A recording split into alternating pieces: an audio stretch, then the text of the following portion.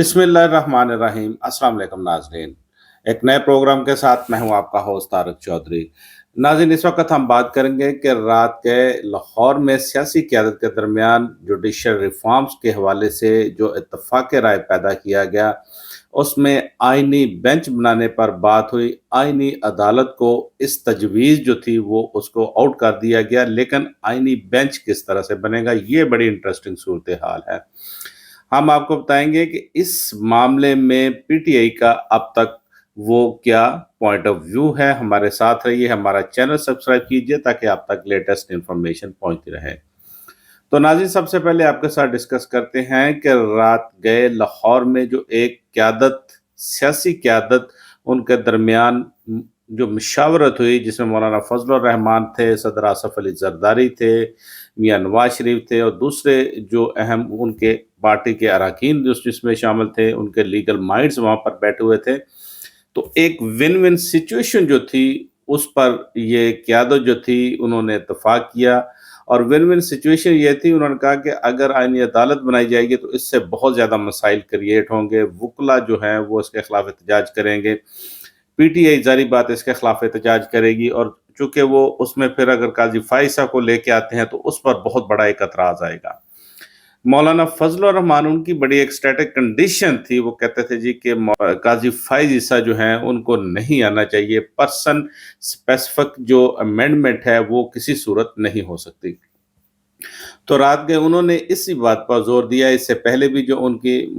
जो मौलाना फजलुर रहमान की बिलावल भुट्टो जरदारी से मुलाकात हुई थी गुज़िश्ता रोज, जिसमें उन दोनों सियासी जमातों ने, इस क़यादत ने इत्तफाक किया था, तो वो भी आईनी बेंच के हवाले से था। और अभी जो रात को एक इनकी फिर मुलाकात हुई है सियासी क़यादत की, जिसमें ये तीनों बड़े शामिल थे, लाहौर में बैठे गए, तो उसमें भी मौलाना फजलुर रहमान ने इन लोगों को, इस सियासी क़यादत को कायल किया है कि ये आईनी बेंच बनाया जाए, जो कि एक वायबल सिचुएशन है। आईनी अदालत जो है उसको आप छोड़ दें, उस पर जो काम ना किया जाए।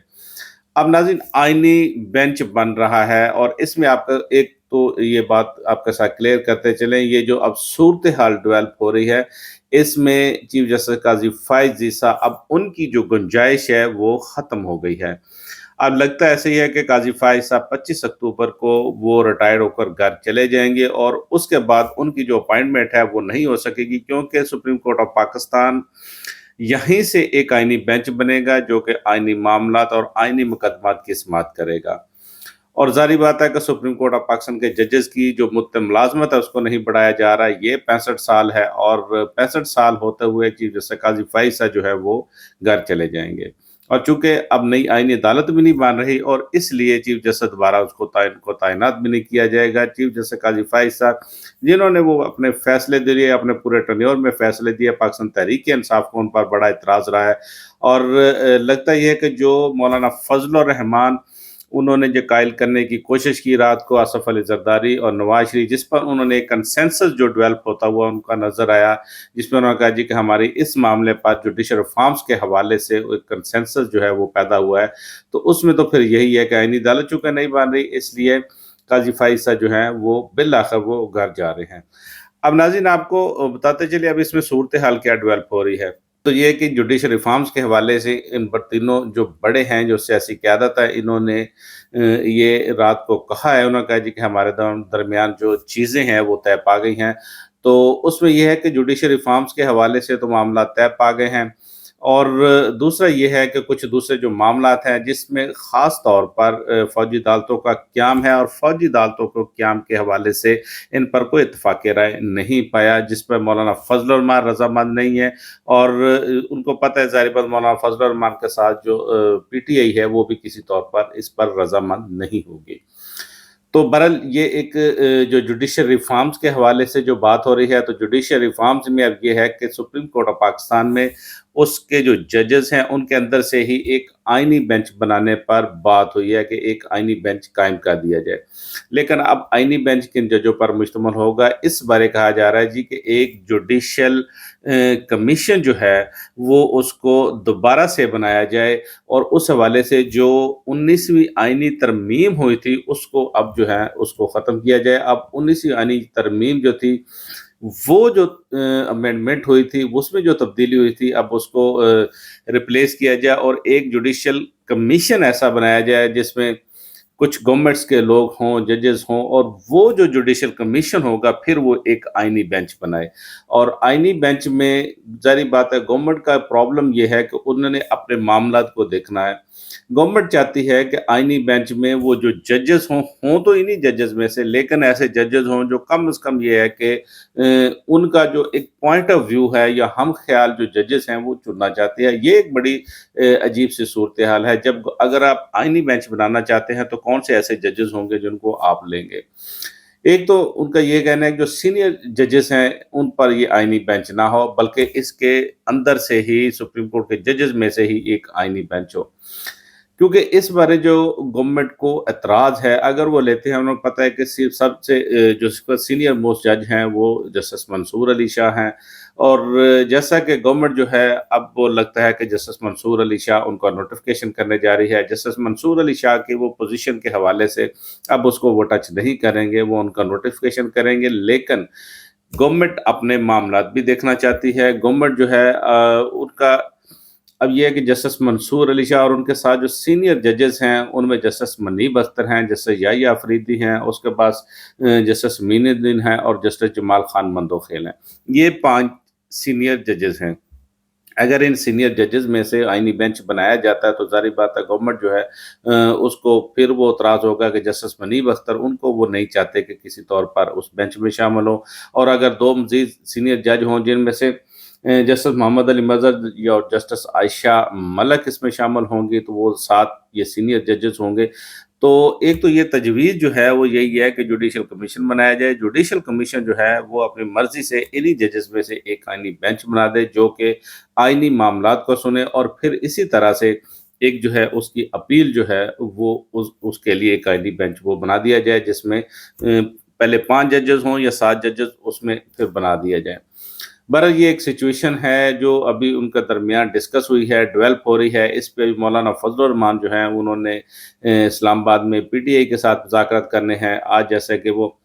فقی کابینہ کا جو اجلاس تھا اس کو بھی ملتوی کر دیا گیا، کیونکہ ابھی اس پر اتفاق رائے جو ہے مکمل طور پر پیدا کرنے کی کوشش کی جا رہی ہے، اور بعض ایسی دوسری جو چیزیں ہیں جیسے فوجی عدالتوں کا قیام ہے، اس طرح کے جو معاملات ہیں ابھی ان کے ساتھ اس حوالے سے بھی ڈسکشن جاری ہے۔ بہرحال یہ آپ کے ساتھ بات کر رہے تھے کہ اب چونکہ آئینی بینچ جو ہے وہ سپریم کورٹ آف پاکستان میں بنے گا، جسٹس منصور علی شاہ جیسے وہ لگتا ہے کہ گورنمنٹ اب ان کا نوٹیفکیشن کرنے جا رہی ہے۔ گورنمنٹ کا یہ بھی خیال ہے کہ اس میں ایک یہ امینڈمنٹ کر دی جائے کہ ایک جوڈیشل پینل جو ہے سیدھے ججوں کا وہ لایا جائے، جوڈیشل پینلز میں سے چیف جسٹس آف پاکستان جو ہیں ان کو تعینات کر دیا جائے۔ اور اس میں ایک چیز جو دیکھنے میں آ رہی ہے وہ کہتے ہیں جی کہ اس مرتبہ جو ہے وہ جسٹس منصور علی شاہ جو ان کا نوٹیفکیشن جاری کر دیا جائے، اور نیکسٹ ٹائم جو ہے وہ جو پینل ہے اس میں سے کسی کو بھی چیف جسٹس آف پاکستان وہ چن لیا جائے۔ ظاہری بات ہے اگر اس دفعہ جسٹس منصور علی شاہ کا نوٹیفکیشن کیا جاتا ہے تو نیکسٹ ٹائم وہ پینل سے اس لیے چنیں گے کیونکہ وہ گورنمنٹ جو ہے جسٹس منیب اختر ان کے نام پر کسی طور پر بھی اتفاق نہیں کر رہی، اور ان کو یہ ہے کہ نیکسٹ ٹائم اگر جسٹس منصور علی شاہ جائیں گے تو وہ اپنے طور پر کسی کو بھی چیف جسٹس جو ہے نیا چن سکیں گے۔ تو ناظرین یہ ایک سچویشن تھی، ڈیولپنگ سچویشن تھی، جو بڑوں کی رات کو بیٹھک ہوئی ہے، سیاسی قیادت جو لاہور میں جمع ہوئی ہے انہوں نے ایک ون ون سچویشن جو ہے اس پر یہ اتفاق رائے پیدا کیا ہے۔ آپ دیکھیں اس میں اب کیا مزید جو تبدیلی ہے وہ ہو سکتی ہے، کیونکہ ابھی مولانا فضل الرحمان جو ہے وہ آج پاکستان تحریک انصاف کی قیادت کے ساتھ بیٹھیں گے۔ پاکستان تحریک انصاف گرچہ ایک بڑی سیاسی جماعت ہے اور اس وقت تک وہ آئینی ترمیم جو ہے اس حوالے سے ان کا اپنا ذہن نہیں بنا ہوا، کیونکہ وہ کسی طور پر بھی چیف جسٹس قاضی فائز عیسیٰ جو ہے ان کو نہیں رکھنا چاہتے، وہ آئینی عدالت نہیں بنانا چاہتے، وہ نہیں چاہتے کہ قاضی فائز صاحب ایک مرتبہ پھر آئینی عدالت میں آ کر بیٹھ جائیں۔ اور اگر یہ سچویشن ڈیولپ ہوتی ہے کہ قاضی فائز صاحب نہیں آتے دوبارہ، اور یہ کہ سپریم کورٹ آف پاکستان میں سے چیف جسٹس جو ہیں وہ منصور علی شاہ اس مرتبہ ہوں گے اور آئینی بینچ بنا دیا جائے گا، تو ہو سکتا ہے کہ پاکستان تحریک انصاف کی جو قیادت ہے وہ بھی ان کے ساتھ بیٹھ جائے۔ لیکن ہم آپ کے ساتھ ایک شیئر کرتے چلے، جو ہمارے ذرائع ہے وہ کہتے ہیں کہ پی ٹی آئی جو ہے اس وقت تک ان کی پوزیشن جو ہے एक तो ये है कि वो आईनी अदालत पर रज़ामंद नहीं है, दूसरा ये है कि वो काज़ी फ़ाइज़ साहब पर रज़ामंद नहीं है, तीसरा ये है कि वो आईनी बेंच बनाने पर तो रज़ामंद है, लेकिन अब ये जजेस जो हैं, अदालत के अंदर से जो अदालत बनाई जा रही है, जजेस विद इन जजेस जो हैं, ये चूज़ किए जा रहे हैं, क्या इस पर वो इत्तेफ़ाक करते हैं या नहीं करते। बहरहाल अगर गवर्नमेंट ये कोर्ट विद इन कोर्ट जब बनाती है, तो ये भी एक अजीब-सी बड़ी सूरत-ए-हाल होगी और ज़ाहिर बात है, ये मामला तो सुप्रीम कोर्ट में आएँगे और जब सुप्रीम कोर्ट ऑफ पाकिस्तान के ये जजेस जो हैं, वही इनमें बैठे होंगे, वही इनको देखेंगे, तो हो सकता है इस पे कोई एक्शन हो सकता है, कोई ऑर्डर आ सकता है या इस पे कोई भी सुप्रीम कोर्ट ऑफ पाकिस्तान जो है वो अपनी सो मोटो जुरिस्डिक्शन में कुछ चीज़ें देख सकती है। तो बहरहाल ये एक सिचुएशन है जो कि आपके साथ शेयर करना थी। नाज़रीन अपना बहुत सारा ख़्याल रखिएगा। आपकी खिदमत में फिर हाज़िर होंगे नए वीलॉग के साथ। अल्लाह हाफ़िज़।